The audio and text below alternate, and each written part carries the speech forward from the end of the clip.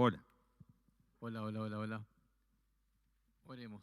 Señor, gracias porque podemos estar cerca tuyo, escuchar estas palabras que Daniel nos va a poner en el oído, Señor.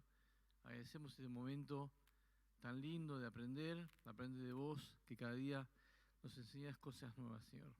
Te pedimos que bendigas a los presentes, que bendigas la palabra que nos va a dar Daniel, que la llevemos atesorar en nuestros corazones, Señor. En el nombre de Jesús, dejamos en tus manos esta enseñanza, Señor. En el nombre de Jesús, amén y amén. Bueno, buenas tardes, ¿cómo están? Bienvenidos. ¿Alguno se acuerda dónde dejamos la vez pasada? Bueno, para todos les digo que la van a tener subidas en el canal de YouTube, pero dentro de unos días, ¿sí? Así que esa clase la van a poder recuperar. En la clase pasada hicimos empezamos con el capítulo más difícil, que es el capítulo número 1 de Juan. Rápidamente vamos a hacer un pantallazo a donde habíamos llegado, así. Vamos a ir directamente a donde habíamos dejado.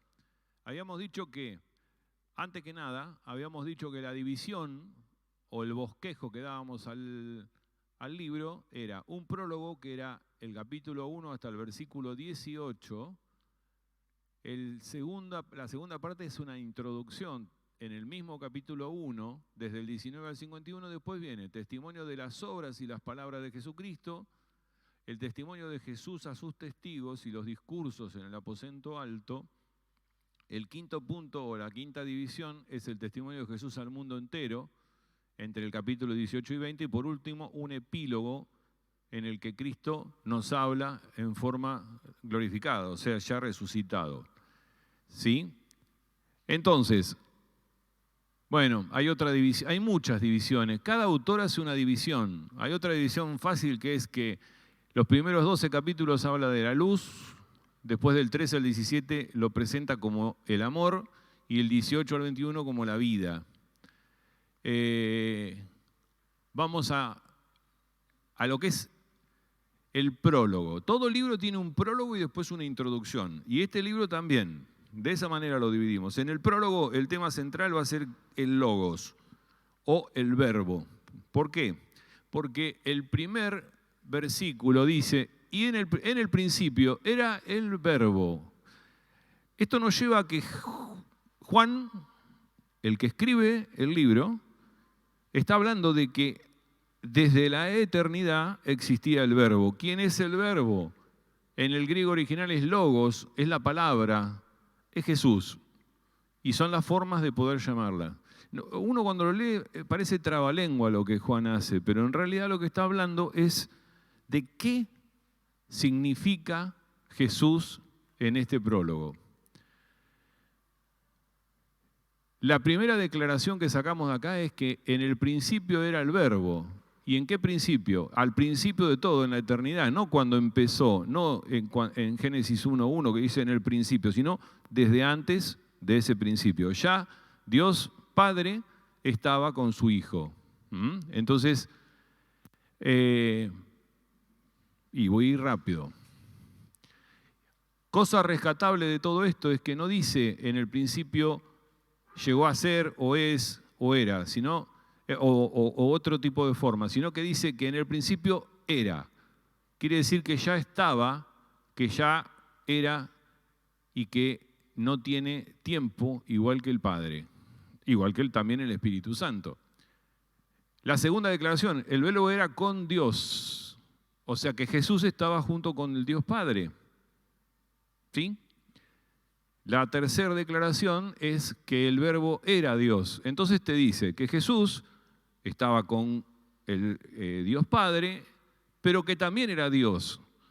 Y esto es una de las primeras formas de manifestar que al decirnos que Jesús, también era Dios, va a introducirnos con otro personaje más que es el Espíritu Santo, y ahí tenemos la Trinidad.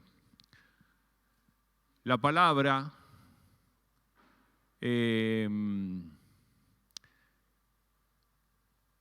la frase esa, en el original, si traducimos bien el griego, Dios dice, Dios era el verbo.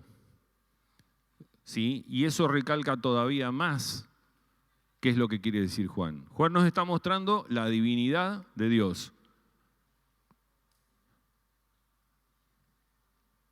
Segundo versículo dice, este era en el principio con Dios, o sea, desde el principio. Es como que nos vuelve a machacar. Todas las cosas fueron hechas, por Él fueron hechas, y sin Él nada de lo que ha sido hecho fue hecho. Todas las cosas es todo.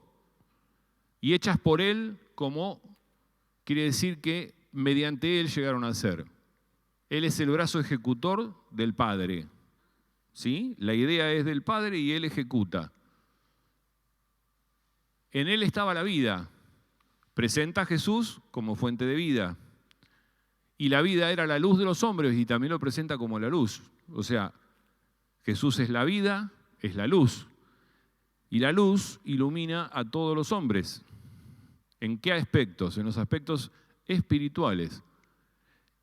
Jesús es la luz, la vida era la luz de los hombres. Quiere decir que la luz vino a este mundo y se hizo carne. ¿Para qué? Para nuestra salvación.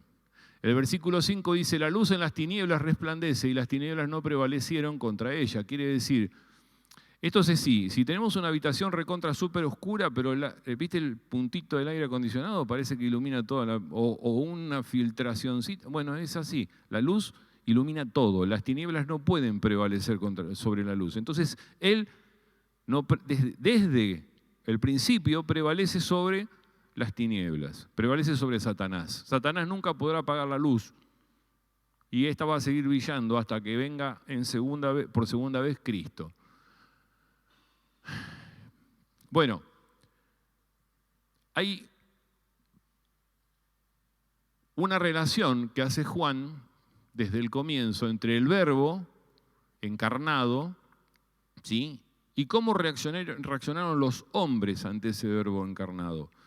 ¿Qué hombre? Juan el Bautista, los hombres del mundo, los suyos, los judíos, y aquellos que sí lo recibieron. Juan el Bautista era quien daba testimonio de él. El mundo lo tuvo, pero no lo reconoció. Los suyos, los judíos, a ellos vino, no lo recibieron. Y otros sí los recibieron, inclusive los gentiles. Gentiles son los no judíos, ¿sí? Dice, hubo un hombre enviado de Dios, el cual se llamaba Juan, aclaro, porque esto puede traer confusión. Estamos hablando en el Evangelio de Juan y dice, el cual se llamaba Juan. Parece que él se estuviera nombrando a sí mismo. No, está nombrando a Juan el Bautista. Si hay algo que es un hecho categórico es que en el libro de Juan, Juan no se nombra nunca. De la única manera que se nombra es el discípulo amado. ¿Sí? Pero ahí está hablando de Juan el Bautista. Este vino por testimonio, para que diese testimonio de la luz. Para que diese testimonio de la luz, a fin de que todos creyeran en Él. No era la luz, sino que diese testimonio de la luz. Era un enviado, un profeta, que venía a decir lo que cualquier profeta decía, dar un testimonio. Yo testifico que Andrés está sentado en el banco de acá. Bueno, él testifica de uno que va a venir, que es el que nos va a traer la salvación al mundo. Aquella luz verdadera que alumbra a todo hombre venía a este mundo. En el mundo estaba y el mundo por él fue hecho, pero el mundo no lo conoció. Entonces quiere decir que el segundo grupo de personas fue el mundo. El mundo nunca lo conoció en ese momento. Por más que era la luz, por más que alumbraba, el mundo no lo conoció. Y en ese sentido, podemos decir que no es un entendimiento intelectual de lo que está hablando. O sea, hay muchas personas que no creen en Cristo, pero saben que existió. Bueno, el mundo no lo conoció espiritualmente, a eso se está refiriendo Juan. ¿Sí? A lo suyo vino y los suyos no lo recibieron. ¿Quiénes eran los suyos? Los judíos, los primeros a los que se dirigió, a los primeros que él había, que todos los profetas habían dicho que iba a venir, que iba a ser el rey el Mesías, el ungido que iba a venir a salvar al pueblo de Dios, y el pueblo de Dios eran los judíos. Entonces los judíos siguieron esperando porque no vino el Mesías para ellos. Todavía siguen esperando algunos. Esta es la tremenda tragedia del mundo. Este es el heredero, venid y matémoslo, y la heredad será nuestra. Esta es la parábola de los labradores malvados. Esto te demuestra que los judíos no lo quisieron recibir, ¿sí?, para poder seguir con sus negocios. Porque imagínate que si hoy viene Jesús y le dice al Papa, mirá, todo lo que estás haciendo no sirve, se le terminan los negocios a todos, o a todo un grupo. Bueno, acá pasaba lo mismo. Ellos vivían de la religiosidad.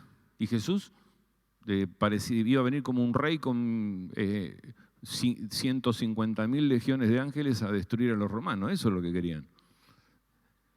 Entonces, versículo 12, mas a todos los que le recibieron, a los que creen en su nombre, les dio potestad de ser hechos hijos de Dios, los cuales no son engendrados de sangre, ni de voluntad de carne, ni de voluntad de varón, sino de Dios.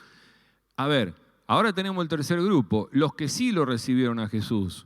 Nosotros que recibimos a Jesús. Nosotros que recibimos a Jesús no nacemos de carne o de sangre, ni de voluntad de varón, sino porque Dios quiere. A ver, muchachos, ustedes están acá porque Dios los escogió o los eligió, ¿sí? Y les da una posibilidad. Le da la posibilidad de decir, ¿crees en mí? O sea, te da la libertad y vos aceptás creer. La gloria del Verbo encarnado. Y aquel Verbo fue hecho carne. Bueno, ahora llegamos, ya lo presentó a Jesús, el logo, la palabra, el Verbo, y ahora se hizo carne. O sea, se convirtió ese Dios en carne, en un hombre. Es extraño, dice ahí, para expresar que el nacimiento de Dios fue hecho carne, pero queda implícita que fue hecho, habla de que ya estaba de otra manera y ahora se convirtió en carne. El Señor Jesucristo es al mismo tiempo totalmente Dios y totalmente hombre, ¿sí? Entonces, es la única criatura en el mundo que tuvo una keinosis, que es la unión de esas dos naturalezas, ¿sí? Y habitó entre nosotros. La palabra habitó es más o menos, en el griego, es como si armamos una tienda, como si tenemos una carpita, hizo carpa en nosotros, o se vino a vivir en nosotros, hizo tabernáculo en nosotros. 2 Corintios 5:1 dice, compara nuestros cuerpos, en los cuales vivimos, con pequeñas tiendas de campaña o carpas que son tan frágiles como una tienda. Ahora, si vos tenés una tiendita que es tu vida, viene un viento y te tira, ¿sí?, es porque la vida es efímera. Entonces Él habitó entre nosotros, nos dio la salvación, y por más que la carpa salga volando, nosotros vamos a ir al cielo. Y vimos su gloria, gloria como la del unigénito del Padre, lleno de gracia y de verdad. Vimos su gloria. Cristo, al hacerse carne, nos muestra a Dios. Dios nunca había estado en presencia de nadie. A Dios se lo veía en la Shekinah, se lo veía en la nube que iba adelante, en el desierto, pero nunca se lo vio en carne y hueso. Entonces la gloria de Dios la vemos a través de Jesucristo, lleno de gracia y de verdad. Los dos atributos que manifiesta Jesús de su Padre, de la deidad, es la gracia y la verdad. Juan dio testimonio de él y clamó diciendo, volvemos a Juan el Bautista. Juan el Bautista dio testimonio de él y clamó diciendo, este es de quien yo decía, el que viene después de mí, es antes de mí porque era primero que yo. Traducido, Juan dice, mirá, ese Jesús es del que yo decía, que estaba desde antes desde la eternidad, que no viene después de mí, sino que ya estaba. Dice el versículo 16, porque de su plenitud tomamos todos gracia sobre gracia, porque en Cristo tenemos inagotable e infinita gracia. ¿Qué es la gracia? Es el regalo inmerecido. Dice el versículo 17, pues la ley por medio de Moisés fue dada, pero la gracia y la verdad vinieron por medio de Jesucristo. La ley y la gracia son dos formas de relacionarse con Dios. A ver, a Moisés Dios le dijo, tomá, acá tenés la ley, si cumplís la ley te relacionás conmigo. Y nadie podía cumplir la ley. Entonces, la gracia es otro método. La gracia es un regalo que nosotros no merecemos, pero que Dios nos lo da. ¿Sí? Y hace que el pecador se convierte en justo, que el injusto se convierta en justo, solamente por fe. Y lo asevera Juan 14:6 diciendo, yo soy la verdad. Entonces, como soy la verdad, dice otras cosas más, nos resume que de la única manera de poder cumplir con Dios es a través de la gracia, porque la ley es imposible. 18, a Dios nadie le vio jamás, el unigénito Hijo que está en el seno del Padre, Él ha dado a conocer. O sea, ¿qué es lo que vino a hacer Jesucristo? Jesucristo vino a traernos la revelación del Padre, o vino a mostrarnos al Padre. Todo lo que Él hacía tenía que ver con el Padre, todo lo que hizo tenía que ver con el Padre.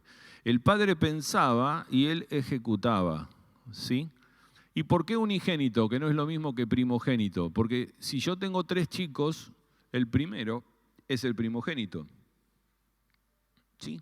Si tengo 1, tengo 1. Pero si digo unigénito es porque es único en su especie. ¿Sí? Que es distinto el significado. Bien. Hasta ahí llega el prólogo. Ahora empezamos con el versículo 19, o sea, la introducción. Este es el testimonio de Juan. Cuando los judíos enviaron a Jerusalén sacerdotes y levitas. Juan el Bautista estaba en el Jordán bautizando, ¿sí? Y vinieron sacerdotes y levitas que pertenecían a la tribu de los saduceos, que estaban peleados con los otros, que eran los fariseos. ¿Pero quién los había mandado? Los fariseos. Estaban todos asustados porque había algo raro acá. Se les terminaban los negocios. Entonces, ¿para qué los mandaron? Para que le preguntasen, ¿tú quién eres? Y Juan el Bautista confesó y no negó, sino que confesó, yo no soy el Cristo. Lo dejó claro, yo no soy.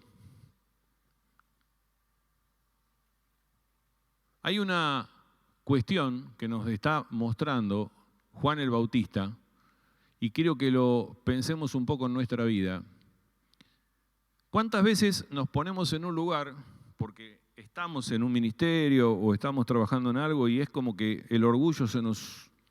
porque yo soy y todo el mundo te viene a preguntar o quiere charlar con vos? ¿No podés orar vos por mí? A ver, somos siervos inútiles. Y Juan el Bautista sabía que era un siervo inútil. Sabía que él no era el objeto más importante era mostrar a Jesús. No le dijo quién era, yo no soy. Y esto nos demuestra que es importante ser humildes y empezar a achicarnos nosotros para que Cristo crezca en nosotros. Morir a nuestra carne para que Cristo crezca. Y eso es lo que hacía Juan. A Juan no le importaba los papiros que podía llegar a tener o los títulos que podía llegar a tener. Entonces dice que los sacerdotes y los levitas le preguntaron, ¿qué pues? ¿Eres tú Elías? No soy. ¿Eres tú el profeta? Y respondió, no, porque se decía que había una... Malaquías tiene una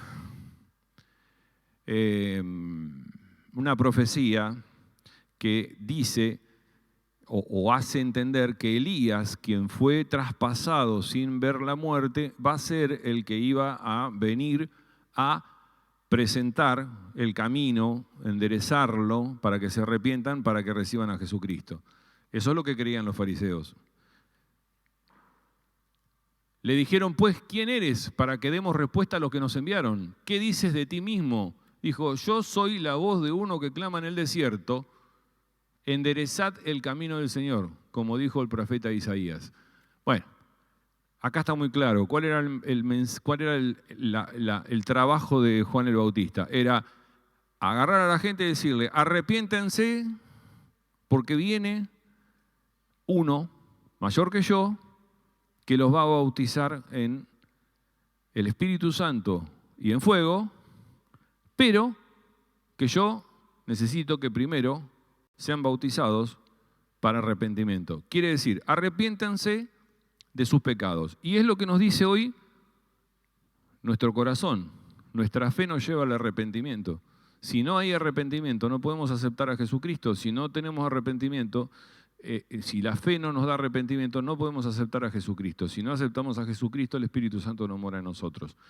O sea, todo esto es una explicación práctica y rápida de qué es lo que está haciendo Juan el Bautista, y se lo dice a ellos de la manera más sencilla. Y los que habían sido enviados eran de los fariseos, y le preguntaron y le dijeron, ¿por qué pues bautizas si tú no eres el Cristo, ni Elías, ni el profeta? Incisivos, le tenían que llevar a los fariseos una respuesta, ¿sí? Y Juan le responde diciendo, yo bautizo con agua, mas en medio de vosotros está uno a quien vosotros no conocéis. Ese vosotros no conocéis es algo así como decirle, por más que lo estudiaste y viste todas las profecías, no lo conoces. ¿Y qué era lo que iba a pasar? En el 27 dice, y este es el que viene después de mí, el que es antes de mí, del cual yo no soy digno de desatar la correa del calzado. Estas cosas sucedieron en Betábara, al otro lado del Jordán, donde Juan estaba bautizando. ¿Por qué dice, no soy digno de desatar la correa del calzado? Porque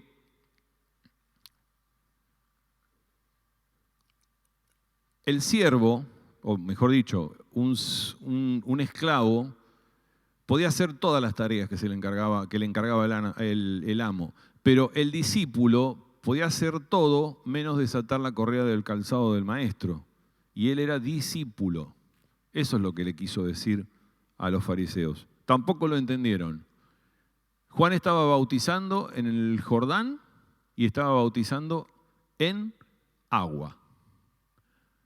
El siguiente día vio Juan a Jesús que venía a él y dijo, he aquí el Cordero de Dios que quita el pecado del mundo. Aquí Juan el Bautista directamente nos dice que ese que venía caminando era el Salvador. Es muy probable que ya había sido bautizado por Juan el Bautista. Y estamos en una etapa, según los historiadores, historiadores bíblicos, estaríamos en una etapa en la cual ya fue bautizado Jesús, fue tentado en el desierto y ahora andaba dando vueltas por ahí, empezando su ministerio o preparándose para empezar su ministerio. Entonces, lo nombra como el que quita el pecado del mundo, el Salvador perfecto, completo, todopoderoso. Quita, no dice que quitará o que quitó, quita, porque en el día de hoy todavía quita el pecado del mundo. Pecado que pasó, el presente y el que va a venir.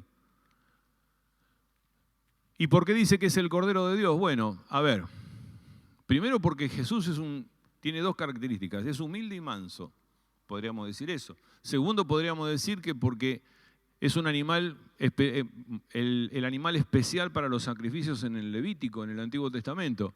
También, ¿sí? Por ahí podemos decir es el Cordero de la Pascua, aquel Cordero perfecto que tenían que comer el pueblo con su equipaje preparado y pintar los dinteles de las puertas para que el mal no entre cuando iban a salir de Egipto. Y también porque ahí está el cumplimiento de una profecía de Isaías donde dice que todos nosotros nos descarriamos como ovejas, cada cual se apartó de su camino, mas Jehová cargó en él el pecado de todos nosotros, angustiado, afligido, no abrió su boca, como cordero fue llevado al matadero y como oveja delante de sus trasquiladores se enmudeció y no abrió la boca. ¿Sí? ¿Por qué es necesario un sacrificio siempre para que se quite el pecado? Porque si no hay un sacrificio, no hay una fiesta de salvación. Si no hay un cordero que se mata, no hay una fiesta para comer. Romanos 6:23 dice, porque la paga del pecado es muerte. Si no hay muerte, no se paga el pecado. Sin derramamiento de sangre no se hace remisión, no se remite el pecado. Sí o sí teníamos que hacer un sacrificio. Antes eran animales, ahora es una persona. 30, creo que acá habíamos dejado, si no me equivoco. Este es aquel a quien yo dije, después de mí viene un varón, el cual antes de mí, porque era primero que yo, y yo no le conocía, mas para que fuese manifestado a Israel, por eso vine yo bautizando con agua. Juan está diciéndole que lo que él hace realmente es una parte, pero el que viene va a bautizar en Espíritu Santo y fuego.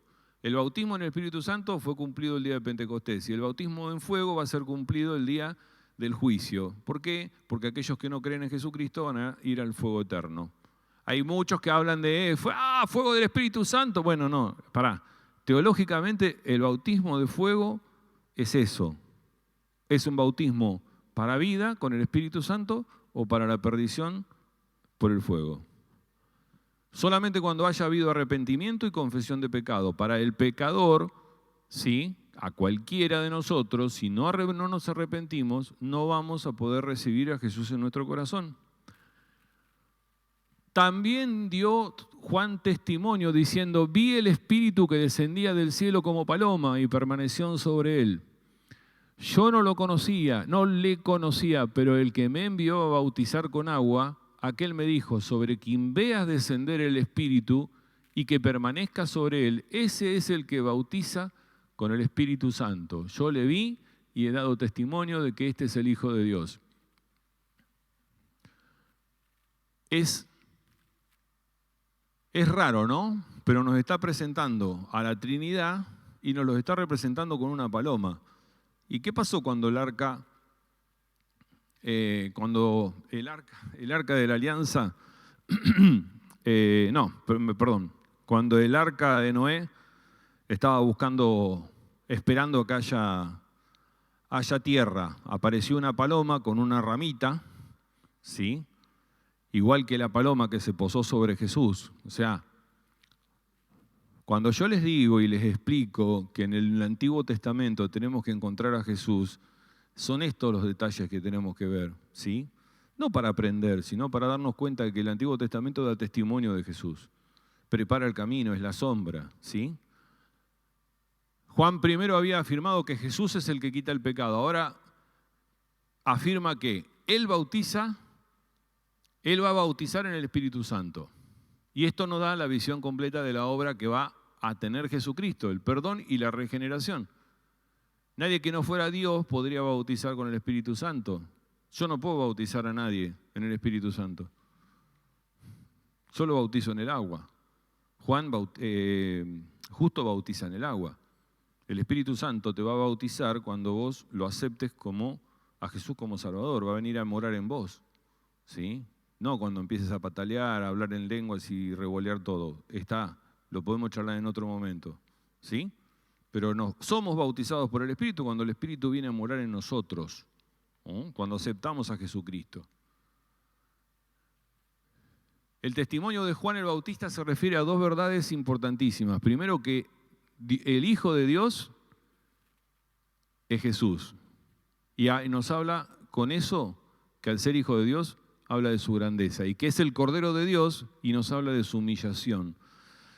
Como dice Pablo, el que no consideró ser, aunque era Dios, no consideró ser y semejante a Dios, se humilló hasta la muerte de cruz. Pero después Dios lo exaltó para que toda rodilla se incline ante su nombre. Versículo 35. El siguiente día otra vez estaba Juan y sus 2 discípulos. Esta es la última vez que aparece Juan el Bautista en este libro. Y antes de desaparecer de escena, va a agarrar a 2 de sus discípulos y se los va va a ser una transferencia, como del Inter al, no sé, se los transfiere. Uno de los discípulos era Andrés, el hermano de Pedro. El otro permanece en el anonimato. Seguramente era el Juan el que estaba escribiendo el libro, porque él no se hacía, en ningún momento se hace llamar Juan. ¿Por qué? Porque el centro no tiene que ser Juan, el centro tiene que ser Jesús. Cuando vos hablás con una persona del Evangelio, no hablás de vos, hablás de Jesús. ¿Estamos? Probablemente entonces sea Juan. Mirando a Jesús, que andaba por allí, dijo, he aquí el Cordero de Dios. Y los dos discípulos lo oyeron y lo siguieron a Jesús. Juan no dejaba nunca, el Bautista, de dar testimonio de Jesús. Esa era su misión. Y nosotros tenemos como misión dar testimonio de Jesús. Nosotros tenemos que darle testimonio a todo el mundo. Que nos vean y digan, este es cristiano. Y si nos ven y no se dan cuenta que somos cristianos, estamos en el horno. Y Juan el Bautista aprovechaba toda la oportunidad que podía para decir, ¡ahí está el Cordero de Dios, el que quita el pecado del mundo! Y vos tenés que gritar, yo conozco a Jesús, el que te puede sacar del pozo, el que te puede dar todo lo que a vos te falta, el que te va a sanar, el que te va a cuidar. Y hay una cuestión que ese testimonio conciso y corto, ¿sí? Muchas veces no se parece en nada a lo que nosotros nos ponemos a hacer, porque empezamos a divagar y a hablar de la obra en la cruz y de que esto y que la sangre. Una persona que no conoce a Jesús, háblale de la cosa simple, háblale del amor, háblale de la luz para la vida. 38. Y volviéndose Jesús y viendo que le seguían los dos discípulos, les dijo, ¿qué buscáis? Y ellos le dijeron, Rabí, que traducido es maestro, ¿dónde moras? Y le dijo, venid y ved. Fueron y vieron dónde moraba y se quedaron con él en aquel día porque era como la hora 10. 3 cosas importantes. Primero y principal, siempre Dios te va a decir, ¿qué buscas? Siempre. Y siempre te va a decir, vení y ved. Porque para Dios todos somos importantes. Hay mucha gente que busca a Jesús por un tiempito y después desaparece, ¿sí? Porque Dios se convierte en una farmacia, porque, bueno, hay otras personas que lo buscan bien, lo buscan en profundidad. En realidad, esa pregunta, ¿dónde moras?, es porque ellos querían tener comunión con Él. Entonces, si vos lo buscás a Dios porque es una farmacia, no sirve. Buscalo para tener comunión, porque Él lo que quiere es que te quedes en su casa y que mores en Él, que estés con Él, que tengas una relación con Él, no de domingo, sino de todos los días. ¿Sí? Oración, arrepentimiento, fe, todas esas cosas, lectura de su palabra, escucharlo a Dios en lo que nos dice con su palabra. Esa es la relación que Él quiere. Él quiere mostrarte dónde Él está. Por eso te dice, vení y ve. Andrés era el hermano de Simón Pedro. Era uno de los dos que habían oído a Juan el Bautista y habían seguido a Jesús. Este halló primero a su hermano Simón y le dijo, hemos hallado al Mesías, que traducido es el Cristo. Hago una aclaración.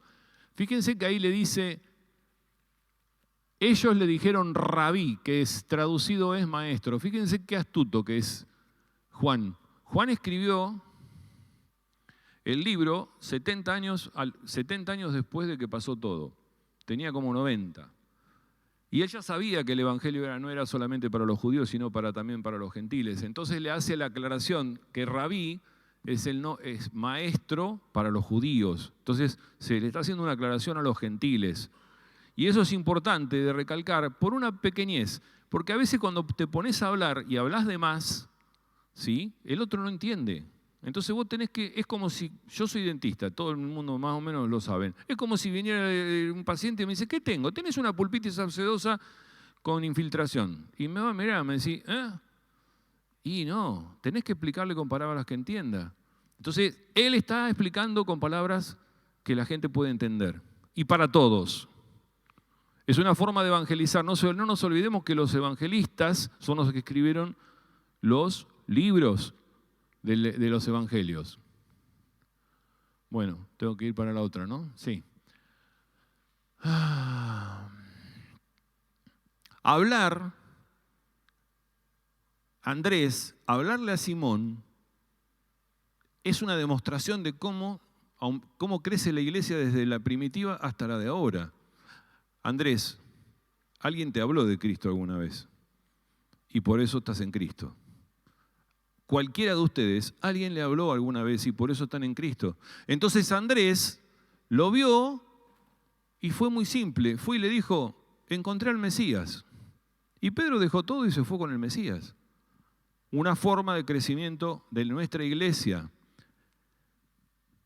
Y la invitación de Jesús es para todos. Hoy en día, para todo aquel que quiera venir a Él, le dice, venid y ved.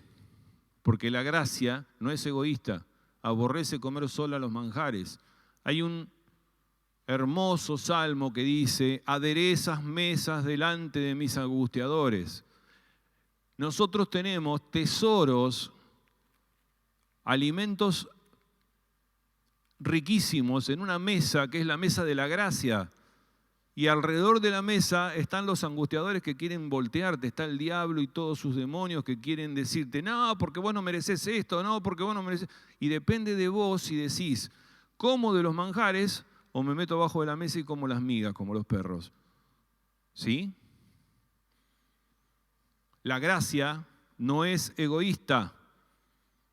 La gracia aborrece comer sola sus manjares, es para todos. 42, faltan 8. Y le trajo a Jesús, ¿qué hora es? ¿Vamos bien? Bueno, vamos a hacer un ejercicio. Párense y den una vuelta en la mesa. Así se despiertan. Dice el versículo número 42. Y le trajo a Jesús, y mirándole Jesús dijo, tú eres Simón, hijo de Jonás, tú serás llamado Cefas, que quiere decir Pedro. Omnipotencia de Dios. Él sabía todo, porque lo sabía desde la eternidad. Y le dice, vos te vas a llamar a partir de ahora Pedro. Hay una costumbre que es cambiarle el nombre. Abraham se pasó a llamar Abraham. Jacobo se pasó a llamar Israel. ¿No? ¿No le estoy pifiando? Porque yo soy medio que se me chispan los nombres. Una vez estaba en una clase antes de terminar la carrera y arranqué hablando del obispo y el tipo me dice, no, pará, en la pantalla, pará que ese no es el obispo. Y yo me puse colorado porque soy así, medio como arrebatado. Bueno, a eso, perfecto, yo lo iba a explicar. Porque, por ejemplo, a Juan, Jesús le puso un nombre, hijo del trueno. A él y al hermano, los hijos del trueno. ¿Por qué? Porque eran recontra tranquilos, pero viste que hay gente que es re tranquila, pero de golpe parece una chispa que se prende y un fuego que sale. Bueno, así era Juan. Y a Pedro era un tipo con una personalidad mínima, era minúsculo, era un tipo que no daba nada, tipo que tenía problemas para relacionarse, se agarraba a las trompadas con todo el mundo. No era el de mejor personalidad, pero se iba a convertir en Pedro, porque Pedro quiere decir piedra, ¿sí? Carácter débil. Y nuestro Señor le dijo que sería una roca. Cefas, una roca, o Pedro, o piedra. Y yo Me voy a adelantar un poquitito. ¿Quién diría que ese insulso, Pedro, de carácter débil, el día de Pentecostés iba a parar y iba a dar un discurso y 3.000 personas se iban a convertir, iban a formar parte de la iglesia? Quiere decir que que Simón se convirtió en Pedro y que vos te podés convertir en otra persona totalmente distinta.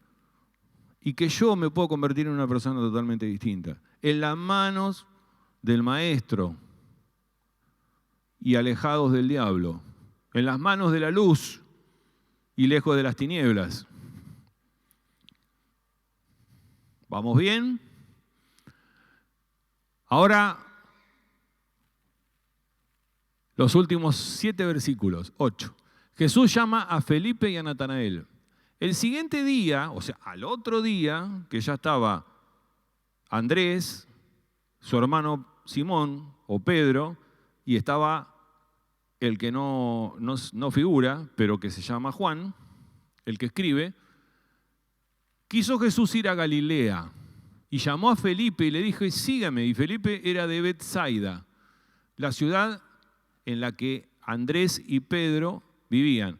Aparentemente, por lo que tenemos, o se podría llegar a investigar un poco en algún libro, Felipe y Pedro y Andrés eran medio como amigos. Quizás algunos eran socios, podían haber sido socios, pero se conocían, porque Betsaida era un pueblito ahí cercano a Capernaum, que era la ciudad de Andrés y Pedro. Cercano quiere decir 3 kilómetros, es como ir en bicicleta, ¿sí? Entonces, y todos eran pescadores, seguramente se conocían. Lo importante no es eso, lo importante es lo siguiente, la autoridad de Jesús. Felipe lo mira a Jesús, Jesús le dice simplemente, sígueme. Y Felipe deja todo y se va. Entonces, ¿qué es lo rescatable de esto? Que Dios siempre está dispuesto a decirte, seguime. Y vos tenés que tomar una decisión, o lo seguís o no lo seguís. Esto es a todo o nada. Y Felipe agarró y dejó todo y se fue. La autoridad de Jesús es muchas veces lo que nosotros no entendemos, no percibimos o no sentimos con claridad, y es la autoridad de Dios. Dios te está diciendo, yo te elegí. Norma, Dios te eligió. Te lo dije hace 3 años y Dios te eligió. Andrés, cuando conoció a Jesús, no sabía que iba a terminar predicando, quizás, ¿no? Bueno, yo cuando conocí a Jesús no sabía ni que iba a estar acá. Y acá estoy. Y todos ustedes les pasa lo mismo, porque dijeron sí y siguieron. Felipe se encontró con Natanael y le dijo, hemos hallado a aquel de quien escribió Moisés en la ley, así como los profetas, a Jesús el hijo de José de Nazaret. Y entonces Natanael le dijo, ¿de Nazaret puede salir algo bueno? Le dijo Felipe, ven y ve. Le dijo lo mismo que le había dicho Jesús. Sencillo. Yo tengo que evangelizar, tengo que hacer sencillo para evangelizar. No tengo que hablarle de la salvación y de la justificación y del pecado. No, tengo que decirle, vení y ve quién está conmigo y a quién yo sigo. Andrés habló a su hermano Pedro. Felipe habló con Natanael. ¿Qué hizo Andrés? Hizo la obra de evangelizar. ¿Y Pedro? ¿Y Felipe qué hizo? Lo fue a buscar a Natanael. O sea, uno va a ganar a otro. Vos vas a ganar a otro. Y tenés que ganar a otro. Y tenés que seguir. El testimonio personal es la forma más efectiva para que se expanda el evangelio. Vos tenés que ser testimonio en el trabajo, en el colegio, en la facultad, en donde sea. Testimonio. ¿Y cuál es el testimonio? Venid y ve. Felipe era un recién convertido y tenía ganas de ganar almas por todos lados. Y nosotros cuando recién nos convertimos salíamos a hablar a todo el mundo, pero cuando pasa el tiempo parece como que el fuego se apaga y es como que nos achanchamos y decimos, bueno, ya está. A este, ¿qué le voy a ir a hablar? Anda a hablarle, porque por ahí necesita una palabra de aliento. No te quedes con eso, porque eso es demasiado triste. Ven y ve. Felipe se encontró sin saber qué decirle y le dijo, bueno, vení, mirá, vas a ver que es el Mesías. Y esta es la mejor forma de poder evangelizar, ¿sí?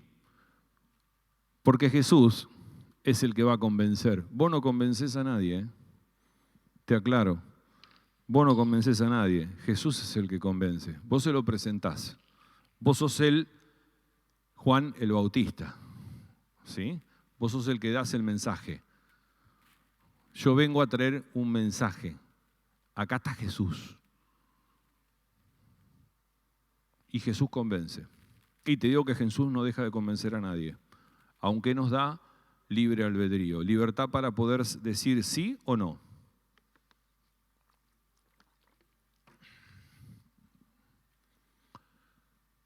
(47) dice, cuando Jesús vio a Natanael, que se le acercaba, dijo de él, he aquí un verdadero israelita en quien no hay engaño. Y le dijo Natanael, ¿de dónde me conoces? Y Jesús le dijo, antes que Felipe te llamara, cuando estabas debajo de la higuera te vi. Esto tiene una explicación más o menos así. Natanael, en los otros evangelios hablan de Bartolomé. Natanael es Bartolomé. No te puedo decir que alguien le cambió el nombre, pero en los otros evangelios está confirmado que Natanael no aparece y aparece Bartolomé. Quiere decir que Bartolomé es la misma persona. Vamos a hablar de Natanael porque acá figura como Natanael. Natanael era un judío hecho y derecho, pero que esperaba al Mesías y estaba seguro que el Mesías iba a venir. Era un remanente fiel, ¿sí?, a la llegada del Hijo de Dios, del Rey de Reyes. Y estaba meditando seguramente algo del Antiguo Testamento, porque recordemos que ellos, su libro eran 5. El Pentateuco era todo lo que tenían. Entonces lo que ellos escuchaban era eso, lo que ellos analizaban era eso. Y una de las cosas que a él le llamaba la atención era la historia de Jacobo. Y dice en el 51, y le dijo, de cierto os digo, de aquí en adelante veréis el cielo abierto y a los ángeles de Dios que suben y descienden sobre el Hijo del Hombre. ¿Cómo es la historia de Jacob y Esaú? Jacob y Esaú eran mellizos. Estaban los dos en la panza de la madre. ¿Y quién salió primero? Esaú. Y después salió Jacob. Entonces, como salió Esaú, el que tenía que ser bendecido por el padre es el primogénito. ¿Cuál salió primero? Esaú. Entonces el que tendría que haber sido bendecido tendría que haber sido Esaú. Pero fue bendecido Jacob. ¿Por qué? Porque Jacob se convirtió en un engañador. ¿Sí? Entonces, ¿qué hizo? Como el padre estaba ciego, se vistió con las mismas ropas que usaba Esaú, se puso el bosta de caballo y todas esas cosas para tener el mismo olor, le preparó un guiso, se lo llevó y le dijo, soy yo, tu hijo Esaú, quiero que me bendigas. Y el padre lo bendijo. Entonces pasó a ser el patriarca y continuar con la línea. Perdió la heredad Esaú. Jacob se pasó toda la vida escapándose de Esaú porque pensaba que Esaú lo iba a matar. Pero Esaú, cuando se lo encontró, lo abrazó y le dio amor. Ahora, ¿por qué se lo conoce como el engañador? Porque engañó y no es, como dice Jesús, no. Ahí le dice, he aquí, le dice a Natanael, un verdadero israelita en quien no hay engaño. Porque en su omnipotencia Jesús había visto que lo que estaba pensando Natanael abajo de la higuera, estaba pensando en eso, en Jacobo y Esaú, y en que había sido un engañador. ¿Sí? Entonces, al decirle eso, el tipo se queda y dice, este es Dios, porque otro no puede saber lo que yo estaba pensando. Ahora, la historia de Jacob, hay un punto en el cual tiene un sueño, en el que ve una escalera que toca el suelo y llega hasta el cielo, y sobre ella veía descender y ascender a los ángeles de Dios. Ahora el Señor les dice a sus discípulos que ellos también van a ver abiertos los cielos y a los ángeles de Dios descendiendo sobre el Hijo del Hombre. El Hijo del Hombre es una forma de llamar a Jesús. Pero el Señor llega más lejos aún, aclarando que la escalera que vio Jacob era un tipo que encontraba su cumplimiento pleno en Cristo. Volvemos al principio. En la Biblia, en el Antiguo Testamento, vemos cosas que las podemos asociar con el cumplimiento en el Nuevo Testamento. Como vimos en la primera clase, ¿sí? El tipo, por ejemplo, es cuando había unas víboras que picaban, mordían a las personas, y Dios le dice a Moisés que haga una serpiente de bronce y que la levante, y todo aquel que mirara a la serpiente de bronce se iba a salvar de morir por el veneno.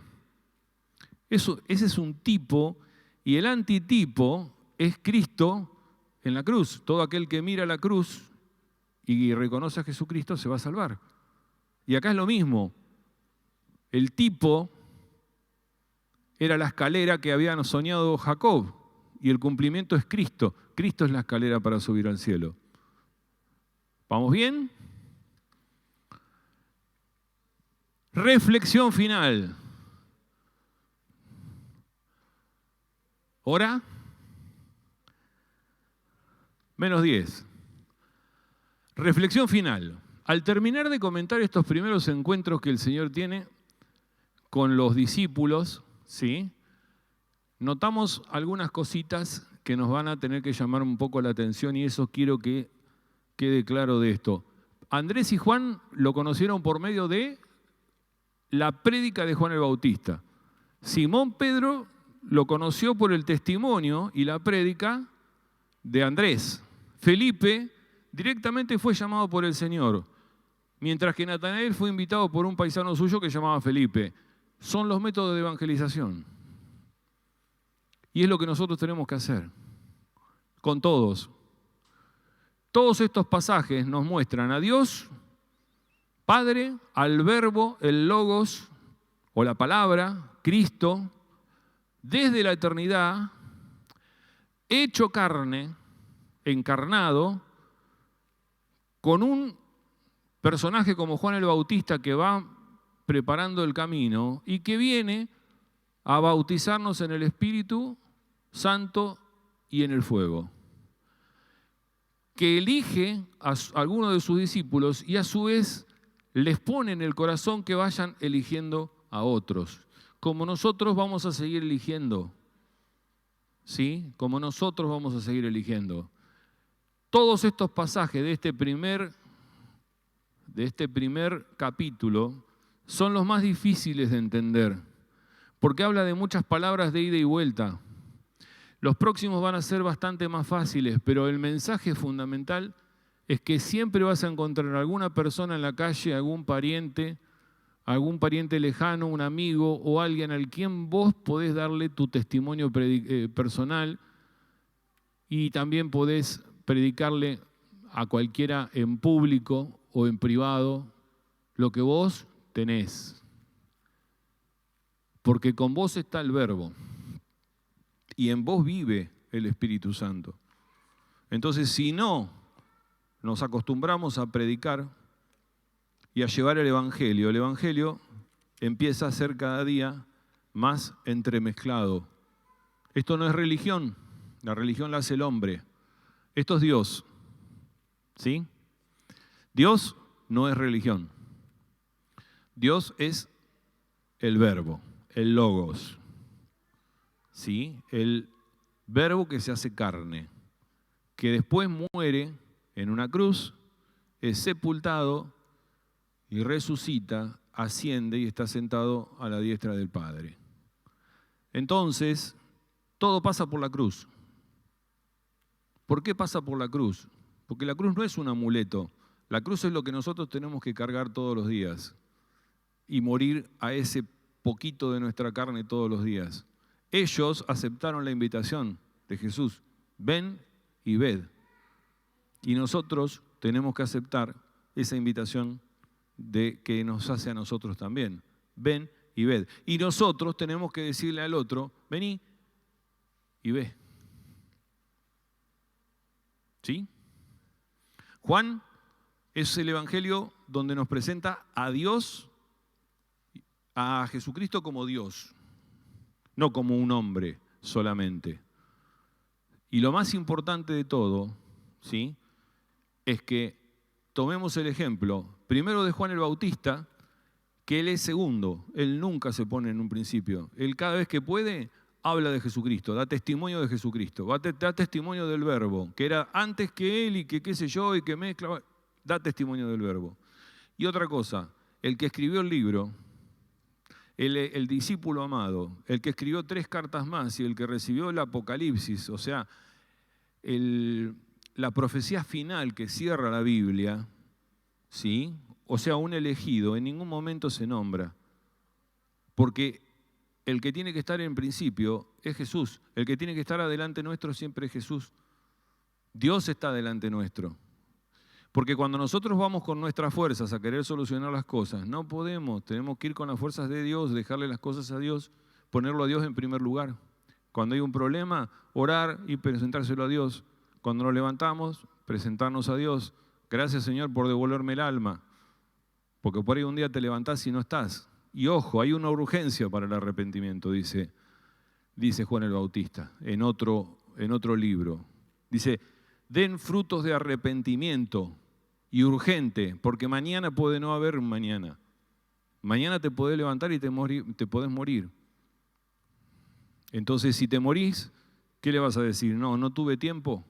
No, ¿sabés que no tenía ganas de predicar porque me gustaba quedarme mirando el fútbol? Sí, yo no servía en la iglesia. Hoy es hoy, mañana no se sabe. Porque Él es atemporal, pero nosotros somos temporales. Somos una cáscara. Nacemos y iba a decir una mala palabra, en un suspiro nos morimos. ¿Sí? ¿Alguna duda?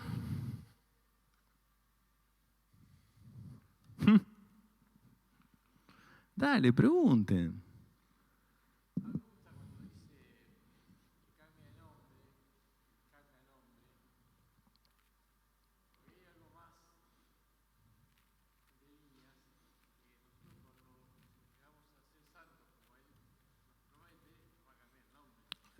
Exactamente.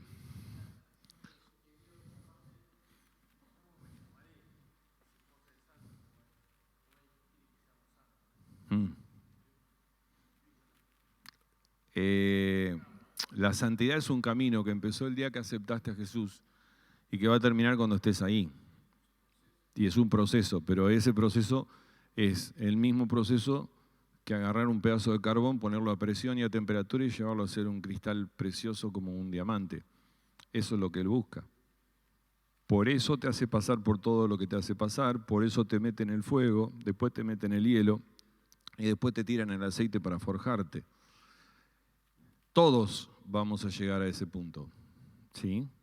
Porque todos aceptamos a Jesucristo. Por gracia, por un regalo inmerecido, vamos a llegar. Yo a veces me imagino, ¿qué hora es? A veces me imagino, y con esto terminamos, cuando Jesús dice, Padre, en ti encomiendo mi alma, unos minutos antes, los dos que estaban al lado, uno le dijo, si vos sos el rey, ¿por qué no te bajás? Y otro le dijo, cállate, nosotros sí tenemos que estar en este lugar, pero él no. Y le dice, acordate de mí cuando estés en tu reino. Y Jesús le dice, vos vas a estar conmigo esta noche en el reino. Y yo me imagino cuando el ladrón ese llegó allá arriba, debe haber habido un escriba que le, che, ¿cómo te llamas vos? No sé, Pedro. ¿Y vos a qué iglesia ibas? No, yo no iba a ninguna iglesia. ¿Y dónde te bautizaste? No, no me bauticé. ¿Y cómo llegaste acá? Él me dijo que me iba a traer. Él es el hacedor de todo. La iglesia es un conjunto de personas que estamos en un hospital, que estamos heridos, lastimados y que venimos a sanarnos, a fortalecernos, a llenarnos de amor, a dar amor. ¿Sí? Esos son los principios de punto de encuentro. Y de otras iglesias quizás, no sé. Yo hablo de nuestra iglesia local, que pertenece a una iglesia universal, ¿sí? La iglesia de todo el mundo, no la de la palomita, sino todas las iglesias del mundo. Somos el cuerpo de Cristo, y tenemos que luchar por ser el cuerpo de Cristo. Y de llevar a la gente a que digan, yo te reconozco como maestro, y que Jesús nos diga, esta noche, o mañana, o dentro de un mes, vas a estar en el cielo conmigo. Eso es, sí. ¿Cómo? ¿La hora? La hora décima son las 4 de la tarde. Eso es otra cosa.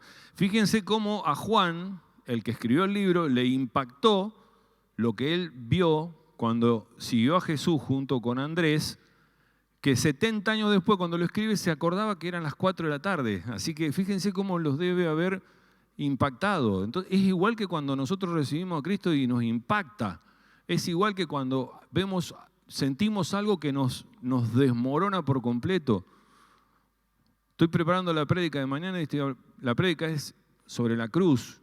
Y la cruz te lleva a morirte, al quebrarte, a romperte. Cuando vos te rompés en 1000 pedazos, porque Dios te va a formar de nuevo. Y a Juan lo había roto, lo había formado, pero le había quedado tan grabado que el tipo se acordaba 70 años después que eran las 4 de la tarde. Por eso anota ahí que era la hora décima. Décima, la forma horaria es distinta a la nuestra, ¿sí? La hora décima es las 4 de la tarde. Y cuando Jesús empieza en la etapa final, es a las 12 del mediodía hasta las 3 de la tarde. No sé muy bien cómo lo dice porque no me acuerdo. No tengo la memoria tan fotográfica, pero es así. Es la hora de acuerdo a... Y a las 4 de la tarde ya era la hora en la que se juntaban. En España se toma vino o licores, en otro lado, bueno, ahí se juntaban y se hablaba de Dios y se leía algún papiro, se compartía, ¿sí? Y terminaban compartiendo el pan entre todos. Dale.